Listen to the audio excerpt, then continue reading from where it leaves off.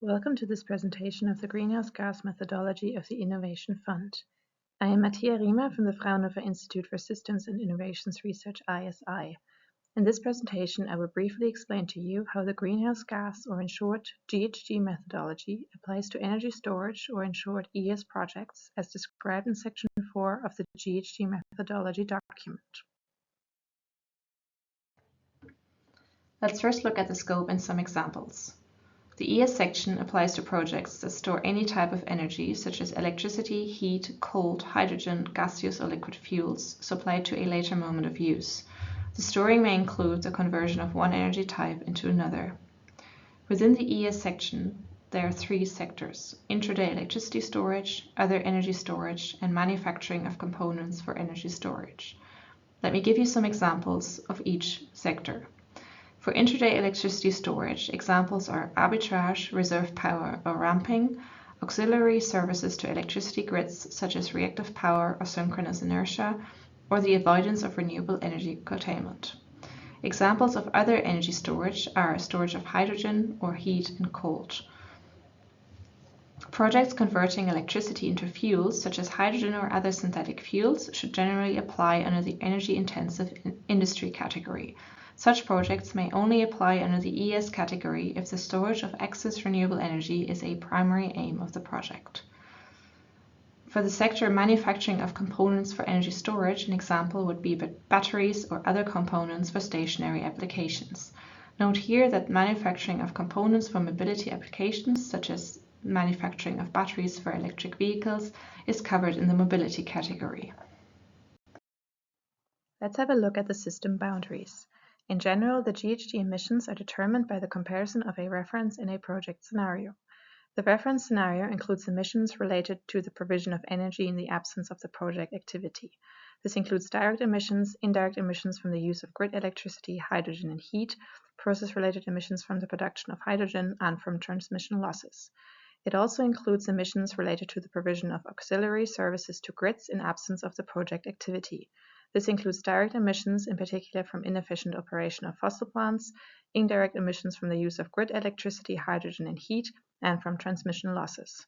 The project scenario includes emissions related to the provision of energy caused by the project activity. This includes direct emissions, indirect emissions from the use of grid electricity, hydrogen and heat, process-related emissions from the production of hydrogen, and from transmission losses. It also includes on-site emissions of fugitive GHG and from energy use other than energy storage. This includes emissions from combustion at the vehicles and other processes at installations functionally connected to the transport network, including booster stations, fugitive and vented emissions occurring at the project site. Note here that on-site project emissions are not included in small-scale projects. Let's have a look at the reference scenario. For the sake of simplification and to enable a fair competition between projects, the reference scenario has been predefined for all projects storing the same energy type despite the regional differences that may occur in real life.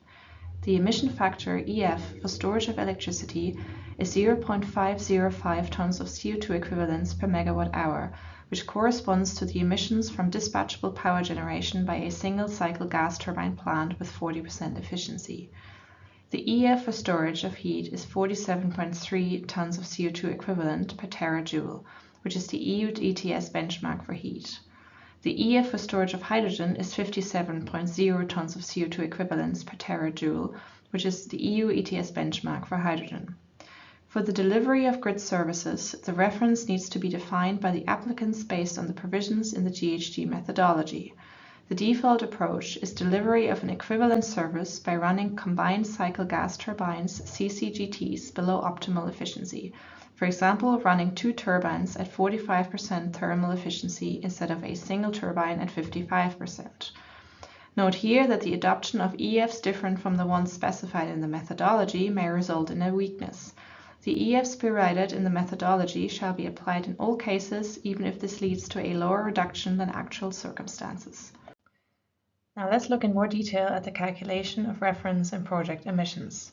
In general, the absolute emission avoidance is given by the difference of the reference and project emissions summed over the first 10 years of the operation of the project.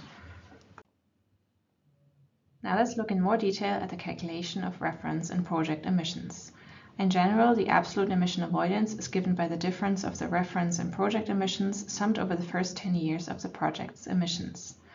The reference emissions consist of energy-related reference emissions, which is the net amount of energy stored that is delivered by the project for external usage, i.e. fed into the grid or directly to another party, times the corresponding emission factor, plus the grid services delivered times the corresponding emission factor, which is to be derived by the applicant based on the provisions in the GHG methodology. The project's emissions consist of the energy-related project emissions, which is the gross amount of energy fed into the energy storage times the corresponding emission factor, plus the on-site project emissions, which is the amount of energy consumed on-site times the corresponding emission factor. For the manufacturing of components for energy storage plants, the calculation is a bit different. Still, the absolute GHG emission avoidance is given by the difference of reference and project emissions summed over the first 10 years of the operation of the project. However, we remind you here, the GHG emission avoidance is equal to the emissions saved by the innovative technology when operating, and emissions occurring at the manufacturing of the innovative technology are out of the system boundaries. So as in the previous case, we calculate the reference emissions from energy and service-related emissions and multiply these by the number of innovative energy storage components produced and supplied to the market, times the applicable use period of the manufactured innovative component, times the cost share of the component as a fraction of the total cost of the energy storage plant. For the project emissions, we apply the same factors to the energy-related project emissions. Please note that on-site emissions are not covered here. Now you have seen how to calculate GHG emissions in the reference and project scenario. For further information, please consult the available resources. 3 Excel examples of energy storage projects are available to illustrate the use of the GHG calculator, which is mandatory for any application. The first example is a project on the manufacturing of batteries for stationary applications. The second one is a project on the storage and transport of hydrogen via LOHCs. And the third one is a project on the use of batteries to provide intraday electricity storage and dynamic reactive power. The link to the examples is given on this slide. Thank you for your attention.